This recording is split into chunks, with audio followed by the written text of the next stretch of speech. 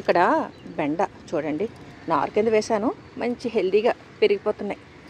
ఈ పాటికి రీపాట్ చేసేయాలండి. ఇక్కడేమో ఏనుగుదంతం బెండ, ఇదేమో చెట్టు బెండ.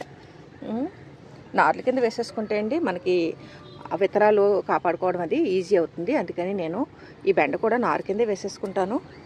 20 లీటర్ల బకెట్లో ఒక్కొక్క దానికి ఒక్కొక్క మొక్క, అంటే ఒక బకెట్కి ఒకే మొక్క వేద్దామని ఇలాగ మట్టి మిశ్రమం అంతా రెడీ చేసుకున్నానండి.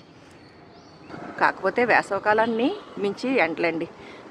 వర్షాకాలంలో కూడా ఇంత ఎండలైతే మొక్కలు ఎలా తట్టుకుంటాయి చెప్పండి. ఇప్పుడే మొత్తం ఈ తీగజాతి మొక్కలన్నిటికీ కూడా పైన నీళ్లు చల్లానండి.